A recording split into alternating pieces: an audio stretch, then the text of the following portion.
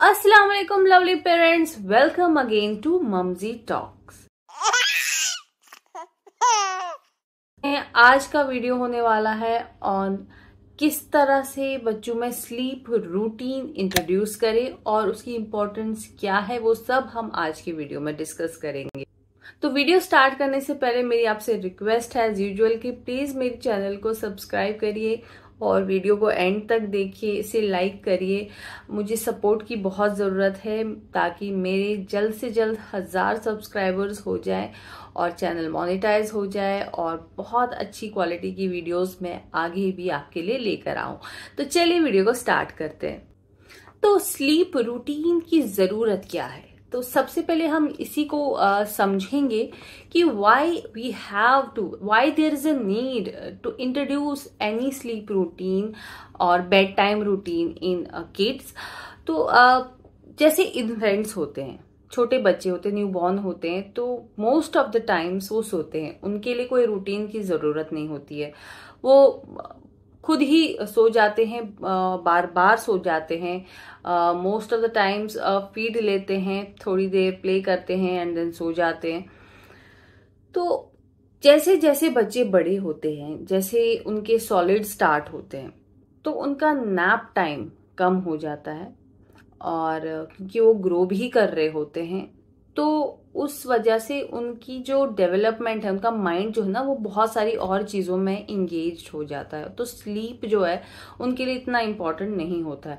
तो जैसे जैसे बच्चे ग्रो होते हैं, नैप टाइम कम हो जाता है, रात की स्लीप का ड्यूरेशन बढ़ जाता है क्योंकि अब वो डिनर करते हैं प्रॉपरली और रात और फुल होकर मतलब प्रॉपर अपना डिनर दूध पीकर सो जाते हैं। तो रात को उनका जो है वो उठने वाला, वो जो बार बार 2-2 घंटे में उठने वाला पैटर्न नहीं रहता है। हाँ, कुछ बच्चे एक बारी में उठ जाते, कभी कभी एक टाइम के लिए एक इंटरवल पर उठ के फीड लेते हैं और फिर सो जाते हैं। ऐसा होता है, मेरे साथ भी ऐसा होता था इवन आफ्टर स्टार्टिंग सॉलिड्स। तो जो ये सोने का रूटीन है, ये एक्चुअली क्यों और कब स्टार्ट करना चाहिए, ये मैं रेकमेंड करूंगी कि जैसे 1 साल की एज में बच्चे आ जाता है, तो उस वक्त आपको जरूरी है कि बच्चों में स्लीप जो डिसिप्लिन है, जो स्लीप रूटीन है, वो इंट्रोड्यूस करिए।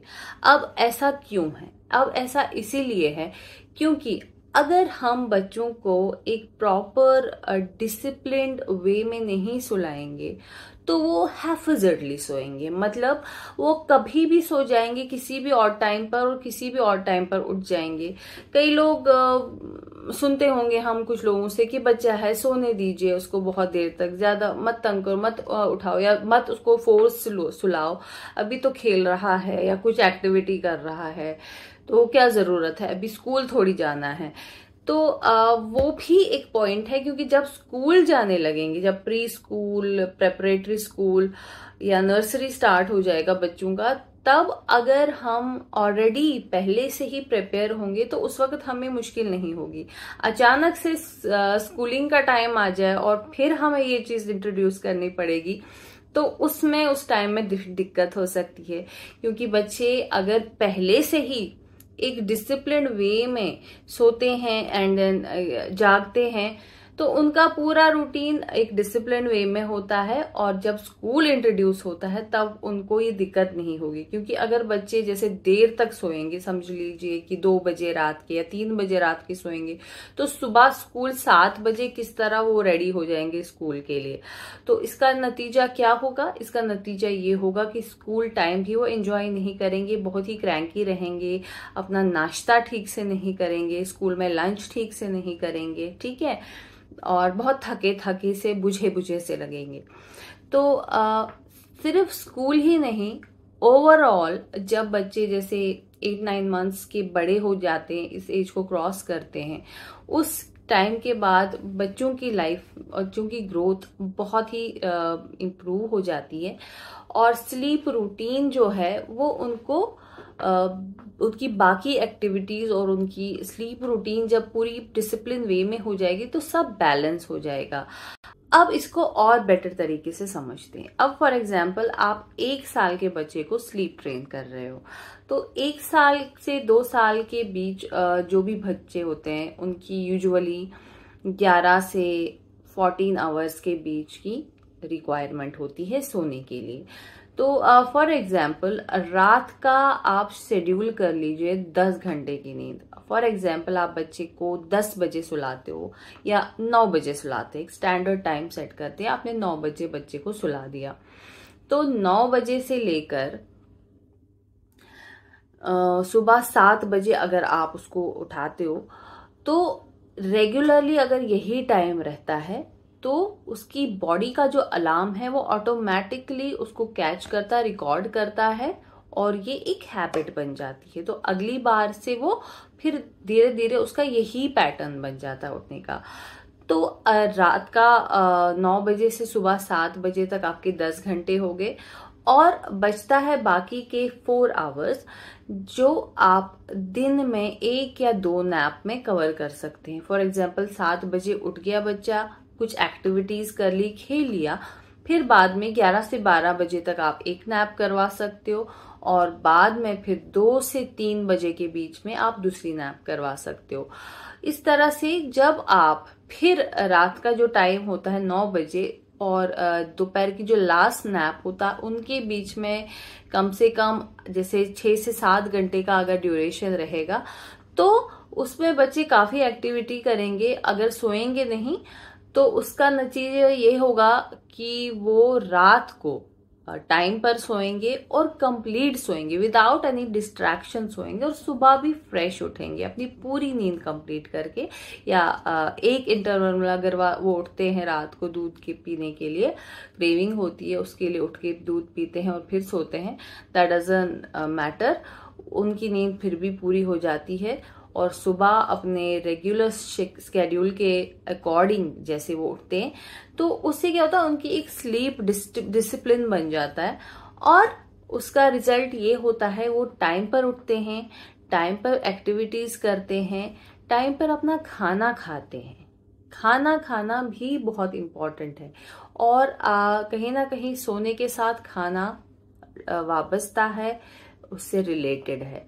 कई बार हम देखते हैं कि बच्चे क्या उनको गलत टाइम पर, जब उनका स्लीप रूटीन अभी डिसिप्लिन नहीं होता है और गलत टाइम पर सो जाते हैं, समझ लीजिए अभी खाने का टाइम है और उनको नींद आ रही है क्योंकि रात को वो देर से सोए थे और सुबह जल्दी उठ गए क्योंकि घर में सब उठ गए तो आवाज आती है तो बच्चे डिस्टर्ब हो गई उनकी नींद और वो उठ गए और इस वजह से उनकी नींद भी कंप्लीट नहीं हो गई, 6-7 घंटे की नींद हो गई और फिर उनको नाश्ते के टाइम पर नींद आ रही है, लंच के टाइम पर नींद आ रही है और वो सो गए और खाने का क्या, खाना तो होगा नहीं और फिर दिन में गलत टाइम पर सो गए, ठीक है, और शाम को 6 बजे उठ गए और फिर 9 बजे कैसे सोएंगे वो। तो ये चीज होती है और रिजल्ट ये होता है कि वो देर तक जागते हैं एंड दिन में सोते हैं, तो उनका ये सब डिसिप्लिन खराब हो जाता है। तो ये जरूरत है कि हम जितना जल्दी बच्चों में ये डिसिप्लिन इंट्रोड्यूस करें तो उनके लिए आगे बहुत ये बेटर होगा। तो अब मैं बात करती हूँ कि किस तरह मैंने स्लीप रूटीन अपने बच्चे में इंट्रोड्यूस किया।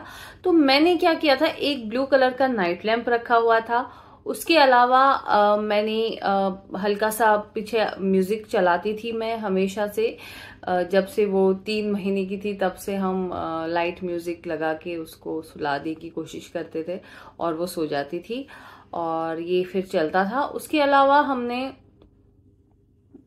स्टोरी बुक्स बाद में इंट्रोड्यूस की और फिर जैसे ही अब उसको पता होता था कि म्यूजिक आ गया है, डिम हो गई है लाइट, दूध आ गया है, दूध पी लिया है, अब सोने का टाइम है। यस, बीच में डिस्ट्रैक्शंस होती थी कि कभी कभी वो किसी एक्टिविटी में इन्वॉल्व होती थी और वो सोना नहीं चाहती थी, शी यूज्ड टू से कि अभी मुझे नहीं सोना है। तो ऐसे टाइम में कई पेरेंट्स अग्री करेंगे कि ऐसा होता है, बच्चे कुछ सोना नहीं मानते हैं। तो इस चीज में आपको क्या करना चाहिए, लेट देम डू इट, जो करना चाहते हैं उन्हें करिए, उनको जबरदस्ती मत को कि चलो सो जाओ, इस वक्त सोना है, ऐसा मत करो। Let them do. कितना देर तक करेंगे, 5 मिनट 10 मिनट करेंगे। और ऐसे टाइम पर कामली उनको कुछ ऐसा अट्रैक्टिव बताओ। जैसे मैं उन्हें कोई नई कहानी इंट्रोड्यूस करती थी, चलो आज ना हम बादल की स्टोरी सुनेंगे। जब बादल स्टार से मिला था तो उसने पता क्या कहा था, she use to communicate back कि अच्छा ऐसा हुआ था, क्या हुआ था। शी न्यू कहीं ना कहीं कि हाँ अभी सोना है, सोने के लिए बुला रही। तो अपनी कहानी, अपना जो आप कैंपेन कर रहे हो सोने का, वो अट्रैक्टिव बनाओ ताकि वो खुद खींचे चले आए वो स्टोरी सुनने के लिए, ठीक है, सोने के लिए। तो आप उन्हें बताओ कि किस तरह से आज मैं एक जबरदस्त स्पाइडरमैन की कहानी सुनाने वाली हूँ आपको। तो शी यूज टू कम, फिर धीरे धीरे मैं उसे बुलाकर बेड पर स्टोरी बुक खोल के उसको पिक्चर्स दिखाकर जब तक वो लेट जाए, एंड देन फिर धीरे धीरे वो फिर सो जाती थी। तो आई यूज टू मेक श्योर कि दिन की नैप जो है, दिन का, जैसे अभी 3 साल की वो हो गई है, तो आई मेक श्योर कि दिन का जो एक टाइम का नैप है वो जरूर ले। उसमें मैं कॉम्प्रोमाइज नहीं करती हूँ। हाँ कभी कभी जैसे हम कहीं बाहर चले जाते हैं तो उस टाइम में हो जाता है इधर उधर, लेकिन यूजुअली मैं बहुत स्ट्रिक्ट हूँ। दिन का नैप टाइम वो सही से ले। उससे क्या होगा कि वो दिन की नैप अगर टाइम से लेगी तो रात की जो नींद है वो भी फिर सही टाइम पर सो जाएगी। नहीं तो अगर दिन का नैप बच्चा नहीं लेगा प्रॉपर टाइम पर तो क्या होगा, तो उसकी रात की नींद भी, रात का जो स्लीप टाइम है वो भी फिर डगमगा जाता है, वो भी सही से नहीं हो जाएगा। तो सही टाइम से नैप, सही टाइम से रात की नींद, ये सब मिलेगा तो बच्चे का ओवरऑल जो बाकी चीजें भी है वो भी डिसिप्लिन टाइम पर बैठेगा। और अगर इस चीज को जब भी आप इंट्रोड्यूस करो, अगर इसमें पूरी फैमिली का सपोर्ट हो, मतलब सब फैमिली इस चीज में सपोर्ट हो जाए कि सब लोग एक ही टाइम पर सो रहे हैं, ठीक है, सही टाइम पर, ताकि बच्चे को लगे हाँ सब लोग सो रहे हैं तो मैं क्या करूंगा या करूंगी जागकर, तो सोने का ही टाइम है, मैं भी सो जाऊंगी या सो जाऊंगा।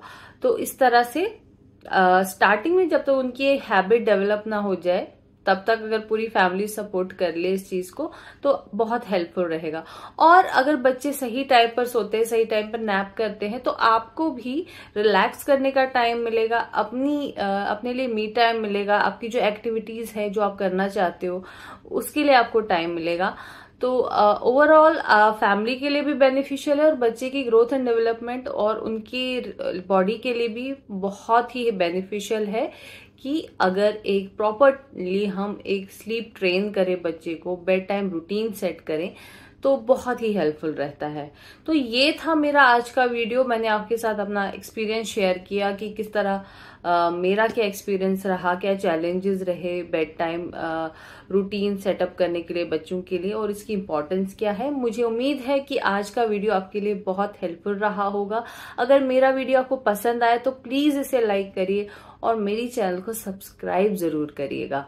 तो मिलती हूं मैं आपके सामने बहुत जल्दी एक नया वीडियो लेकर। तब तक के लिए take care, bye bye, thanks for watching.